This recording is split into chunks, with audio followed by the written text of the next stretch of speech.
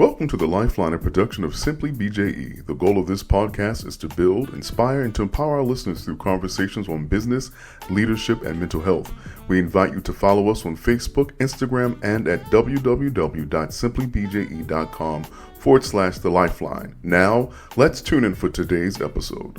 What up, Doe? I trust that you are well. Thank you for joining us for this episode of the Lifeline. We're your hosts, life coach and motivational speaker Bo Powell, leadership coach and mental health advocate Barry J. Elliott, also known as BJE, and yours truly, social media influencer and owner of the For Real brand, Lindsberg Petway. Our goal is to build, inspire, and empower our listeners through conversations around topics of business, leadership, and mental health. You can visit us at www.simplybje.com, the Lifeline, or on social media at Facebook and Instagram. Gentlemen, how you guys doing? Doing good, man. Doing good. How about yourself? Doing great, man. I am excited to be here today to talk about this particular topic because today we get to talk about something we have all been affected with or around directly or indirectly. So let's talk about the Tyreek Hill situation. For those of you who do not know, on September 11th, the 12th, at about 10 a.m., Tyreek Hill of the Miami Dolphins was pulled over for speeding as he was going to the first home game for the Miami Dolphins. In addition to not having a seatbelt on, when the police pulled him over, they knocked on his window. He checked them for knocking on his window. Tensions rose and escalated from there. So let's talk about this, gentlemen. What could Tyreek done differently? Did he do something wrong? Was he right? Let's talk about it. So since Bo is being quiet, because I know he got a lot to say, because he is his father's son. So I would say he was a little bit too aggressive. And I think I don't fault him for wanting to protect his property at all. I get that. But I think there's a way to handle it and a way to respond to police. Because first of all, he was wrong. He was speeding and he didn't have a seatbelt on. So we have to acknowledge that. You know, it's a balance between acknowledging the inequities, but also acknowledging the fact that we're wrong. So we're not playing the victim, because that gives our case credibility. So, and from that perspective, his response, because really he didn't respond, he reacted. There's a difference. So when you respond, you think before you confront the issue, but when you react, you do it emotionally. And so that's how he was. He came off very aggressive. And I'm not saying he should be a kitty cat. That's not what I'm saying. But what I am saying, that in that scenario, knowing the tensions that exist, and I don't know for sure, but what I'm told is that there is some level of tension in Florida between African Americans and Hispanic culture. I don't know that, but I've heard that. But nonetheless, you have to be careful. And that sounds all good and fine, Mr. Barry. However, I'm Tyreek Hill. I'm getting ready for the first game of the season. I'm mentally prepared. I got to get to the stadium, and you pull me over. You knocking on my window aggressively. I think he was wrong. I say this with all due respect, because you have to understand the relationship between civilians and, the police, first and foremost. The easiest way to get him to stop knocking on your window is to let it down. Okay? But at the same time, Tyreek has to understand that he is a brand. And he represents more than just the Tyreek Hill brand. He represents the Miami Dolphin brand. He represents the NFL brand. So he is a business. So you have to conduct yourself in that manner. Now, I don't know what his mentals was, because I used to play football, and as you prepare for games, you go to a different place. So I don't know if he was already there when you said he reacted, because when you're on the football field, what do? You react, so you don't you don't want to get hit, you don't want to get tackled. But I think he definitely could have handled it differently. So before the professor jumps in, let me say this. Yeah, he's ready too. You see, he's ready. He got that finger on his face. It's about to be a wrap. It's about to be a wrap.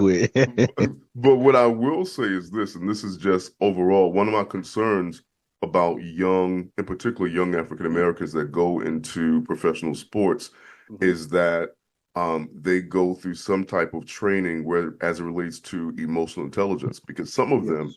they don't have the mental capacity to handle the pressure of success. And so, if you don't have the mental capacity to handle the pressure of success, success can crush you. So that's one of my Yes. greatest concerns because we're seeing a lot of young stars, in particular in the sports field, imploding because they don't have what it takes to sustain that level of visibility or pressure. Mm-hmm. No one has ever told them Mm-hmm. no. Mm-hmm. Mm, From little league to high school to college, mm, they've been a man. So it's always yes. They always had their way. So it becomes a sense of entitlement.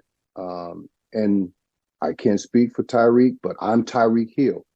I'm in this beautiful black luxury sports car.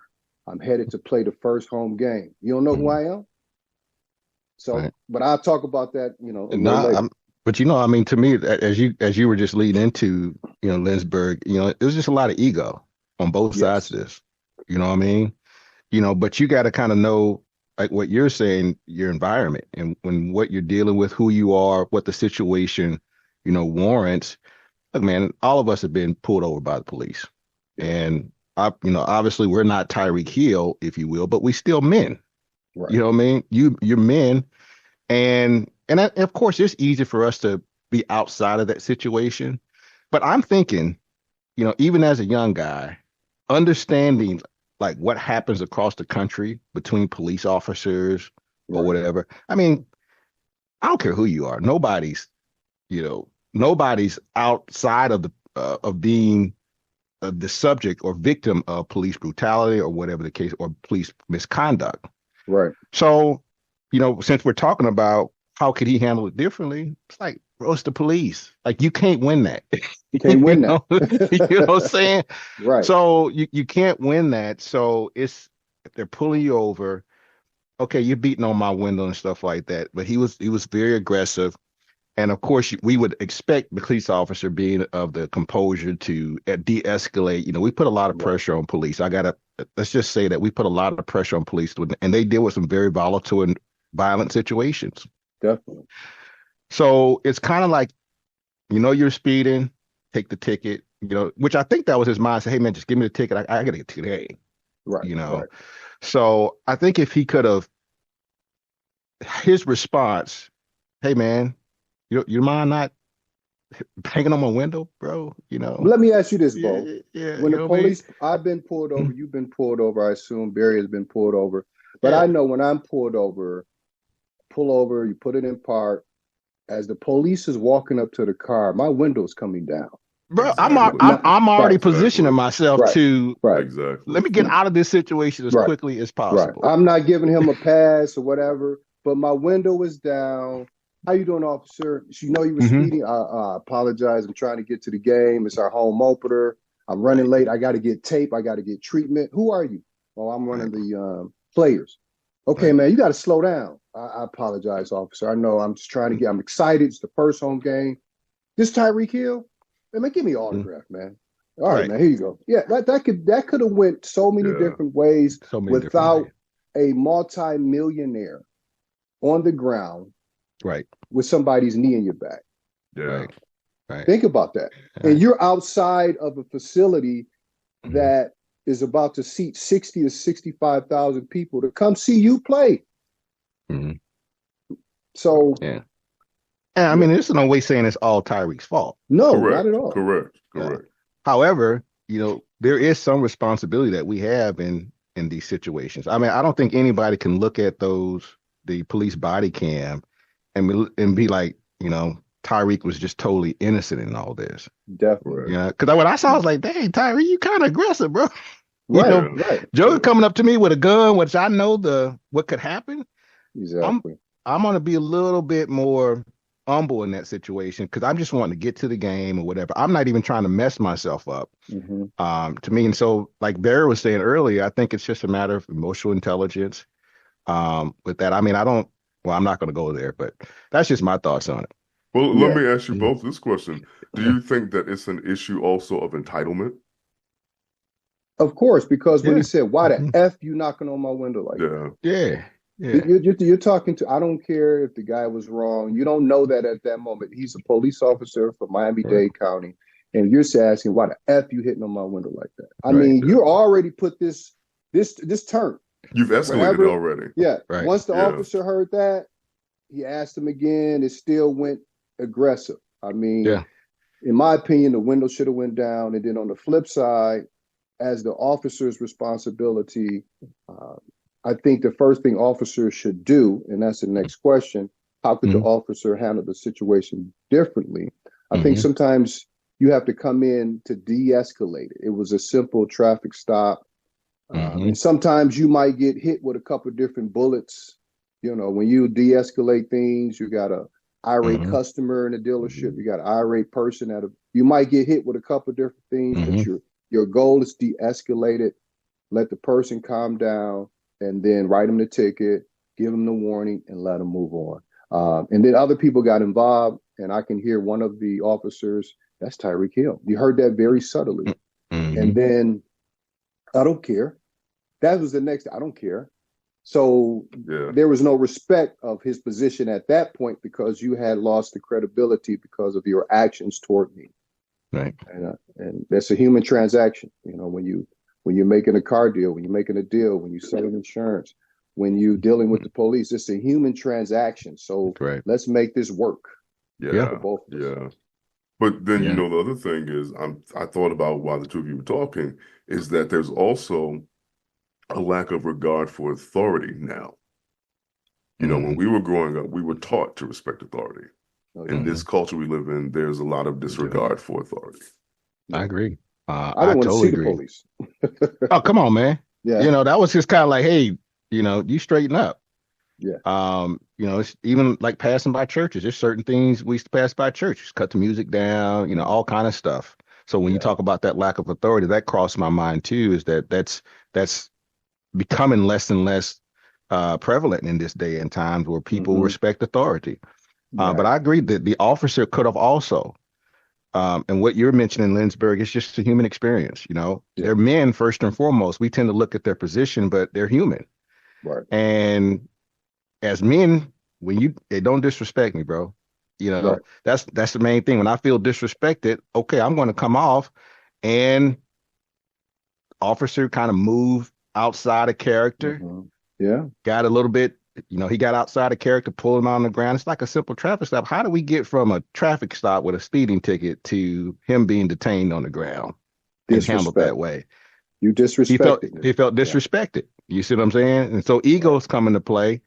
And so, but this officer also has a history. Right. He has a history as well. So it's also a lack of emotional intelligence on the officer. So we can't dismiss that either, that a lot of officers have not been taught de-escalation techniques or have not went through the psychological protocols to make sure they're actually fit to be officers dealing with the community. You see what I'm saying? And so I think we see an excellent example of someone who's probably been on that force in that position way too long. Way too long, and has taken advantage of it. And at the same time, if this wasn't Tyreek Hill, this continue to go on. So Tyreek was the voice to probably get him off of that, to get a federal investigation to the department to kind of see what's going on. I have a friend of mine who lives down there, and he said there is a difference between certain races. And, Black Americans are looked at a little differently down there by certain other race. And a lot of those are in positions of power. So some things might have to get reviewed. But who was wrong? Was anybody wrong? Was anybody right? I think both of them had responsibility in that situation that, to handle different. And I think as men, as grown people, as adults, it's about becoming more responsible. That's a part of maturing. And I believe that even outside all this, Tyreek he's going to learn some things. Hopefully the police officer is going to learn some things that, hey, things can be handled a little bit differently. Had I done this, maybe it would have went this way. So this is just a part of life. I think both of them have some responsibility in what happened in that particular incident. Definitely. In my opinion. Yeah. And when you're driving a $500,000 car to a game in which you're about to play, you probably have a different perspective in life. Sure. I agree. Again, but we're still, again, to me, like you said, I think that deserves even more weight. Hey, I'm a brand, I'm a business, Yeah. Right. you've got to think bigger than the moment, In the right? moment, You right. got to be in the moment. And so, hey, I just need to get to the game. And sometimes you just got to be able to put your ego down and do what you need to do to get out of that situation and move on. But Move again, on. it's being outside of it. I don't know what it feels like to have that type of money, drive that type of car. I can only imagine that. Right. At the same time, I can only say, hey, at the end of the day, I'm gonna be the same dude. I would at least expect in so many ways at the core of who I am. Right? Because money doesn't make the man per se. It just exposes the man that's already there, Yes, it and does. magnifies that person. That's what money does. Money's a more, it just makes you more than who you are. So we all have, areas of our life, areas of opportunity that we got to grow in. So I think it's a growth opportunity for both of them. Definitely. So just with that being said, I mean, the police officer, we talk about who's in the wrong. Police officer on administrative leave. Tyreek's still balling out on Sunday. So how fair is that? Well, given his history, and when you look at the Hmm. overall responsibility of a police officer, which is to serve and protect the cities in which they're appointed, I think it's a fair placement while they do the Hmm. investigation. Um, Hmm. and it, we know all type of deals can be made based upon your priors, Hmm. first time, and all of that. So based upon opening up the can, and when you look how molded it is, and we're on a national level, CNN, ESPN, Fox, everyone has this story. I think that was the most relevant thing to do to put a band-aid on the situation for now. Yeah, I agree. Um, I think it's totally appropriate because it's all about the position too and what police are called to do based on that Right. position.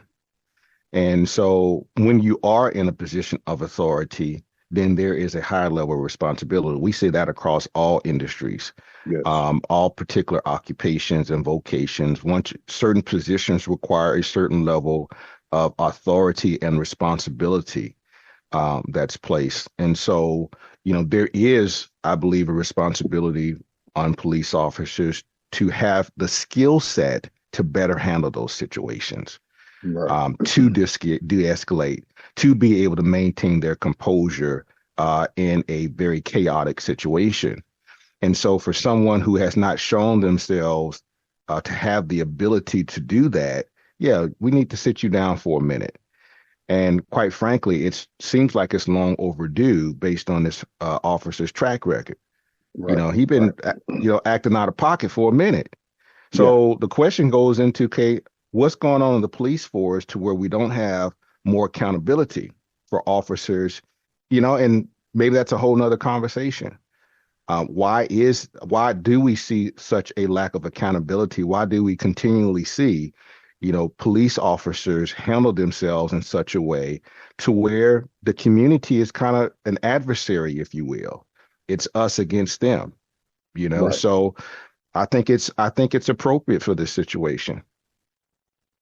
I don't know now, is it with pay or without pay? I think it's with pay, if I'm not With mistaken. pay? Yeah. Yeah. With yeah. Yeah. I didn't know if it was with pay or without pay, but yeah, I think it's totally appropriate. Right. So Just to remove him from the situation. I mean, he's yeah, still able to, pay his bills, take care of his family, but then you yeah, understand that it's a deeper investigation going on. yeah. Um, I think my challenge is though, just these days, just period, things are just people tend not to do things responsibly unless it's related to, PR, public relations. You Hmm. know, people don't have a tendency to start doing the right thing until they're like exposed. right. You see what I'm saying? It's kind of like, it's not, we're just not going to do it because it's right. We're Because going it's to do it. right. Oh, everybody's looking, so I guess we need to do that. You see what I'm saying? Yeah. I wish we can just, and that's overly idealistic, if you will. But I mean, when do we get back to this space of just doing the right thing because it's right? Yeah. Just doing this Yeah. because you're You supposed to do know, it. because you're supposed to do it, just operating in integrity. So, with that being said, you look at what how he's responded. He's assembled this high profile legal team. that's been the leading voice for the George Floyd Act. So what do you think this will mean for law enforcement from this point? Hmm. I think this might be another opportunity for a spotlight to be shined on a Mm, stage. And when you mm, have a stage, it's so big. So when you do the spotlight, you're just looking at that one situation. So yeah, what does it look like in Fort Lauderdale? What does it look like in Palm Springs? What does it look like in Detroit? I mean, so I think it's an opportunity to highlight what's going on there, yeah, to look and see if there are some things that can, well, we know there's some things that can be done better. yeah, And, hopefully it's to bring attention nationwide on how to handle situations and not walk around with the aspect, since I have a gun, I'm in control. I can do what I want to do rather than let me de-escalate. I think de-escalation is a key part to being a police officer, or like you said, anyone in those positions where hmm, you have to defend and protect at the same time and defuse. yeah, Sure, for sure. yeah, I think as we talk about this, but I also think it's an opportunity for us to look at the type of training that police get, Yeah, mm, definitely. and not just sending them through an academy so they can learn how to handle equipment, how to deal with crime, but how to deal with people. Because you could be great in the sense of dealing with crime, but crime is connected with people. So if you don't know how to handle people, you really are ineffective. And so Right, hopefully this sheds light on the need for some type of training as relates to interpersonal skills, because that's a right. big part of it. And I yeah, think police is more than just dealing with crime. I mean, hmm, as a police officer, you need to be a part of the community. Correct. absolutely, As a former educator, okay, I went to college. I got my degree in education. Then there's a test you have to take to become hmm, certified. Then you become Praxis. licensed. And then as you become a teacher, every year there's professional development. So every year there's something that you have to take so many hours. So as a police officer, maybe, as you go through these particular years of it, as people change, as the world changes, there's professional development, how, that you have to take these classes to yeah, understand people, how to talk to people.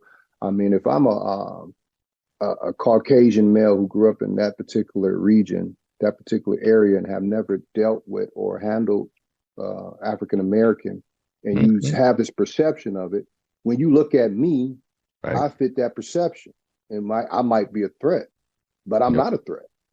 So mm, how do you handle people who don't look like you when the situation Mhm. is up here?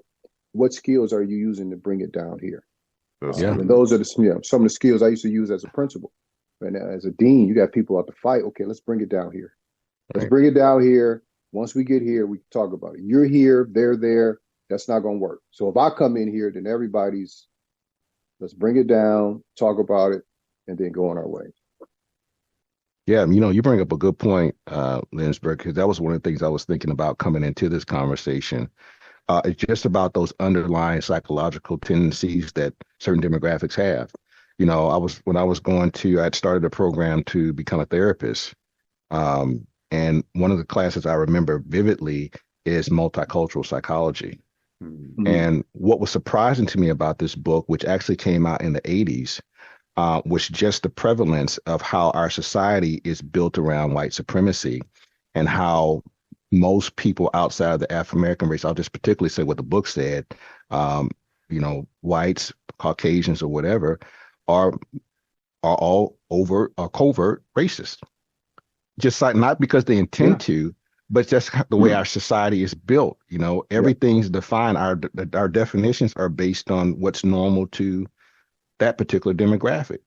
Yeah. What's considered normal behavior is judged by white folks. What's considered Yeah. so from a psychological standpoint, if you don't act this certain way, which was defined by that demographic, the white, Caucasian folks, then that's considered abnormal. And Yeah. so when you think about how we are portrayed in the media, and some of it's, obviously some of it's a representation of how we truly behave. So we can't, remove our responsibility or role in that. However, Right. at the same time, we cannot deny that our society is built on a certain ideology Yes. of white supremacy. And so Yeah. when you have whites and even Hispanics who tend to relate more to the white race. I'm not surprised when you talk about these tensions in Miami, that just something innate that says when I see you, a person of color, I automatically think opponent, challenge, adversary, enemy, threat. Right. And so I come into that situation already thinking some way. And so I've already framed that situation. So when Tyreek, who is just a normal guy, just acting a little bit belligerent, now I'm gonna act out of character because I've already framed him as a threat. So I'm operating from this space that causes me to see it as that situation not as it really is. So you're opening up I think you gave us a couple of topics that we could do this season. Right. I love it. But look at this curveball, right? I think the police have the capacity to run your plate and they know who is it registered to. Absolutely. So he walked up to that car knowing who that it was registered to. Yeah. Oh wow. True. Yeah. Yeah. They can run the plate and right. So at least that's how it's normally done. That's normally done. Wow. Right. So, that's obvious. I didn't think about it. That's obvious. Yeah. Wow. Right. Yeah. So anyway, so last question. So because as I think our listeners can tell, there's a lot of different layers to this conversation. Yes, and in our society, we tend to kind of want to pick a side. But hopefully our audience can see, look, we're kind of trying to see this whole situation from all perspectives. But I want to ask you guys this. What are y'all's thoughts on defending the police? Defending? Do you mean defunding? I mean defunding the police, my bad. Oh, no, I don't have a thought on that. Yeah. No. We need the police. Yeah, we need absolutely. I support the police. I just think I think that they need to think about the type of support they need as a whole person. Yeah. I like the way you said professional development. I think that's a great statement. I don't think we need to take money away from them. I think we need to empower them to be better. Right. Because they're necessary. Yeah, that argument or that push is ridiculous because we need the police. As it goes, and I always like to use things I'm familiar with. You got great school systems, you got great school districts, you got bad school districts, but you can't defund this school district because they're challenging. When this school district over here is getting $14,000 per student, and because you're here, you're getting $8,000. Well, of course, the $14,000 per student district is going to have more resources, more opportunities, and more things within the classroom because you have more funding. So to take something away when there's a problem, that's not a solution. I think that'll set them up for more failure, and then you'll be cutting more corners just to survive financially rather than to do your job. That's good. Yeah, I agree.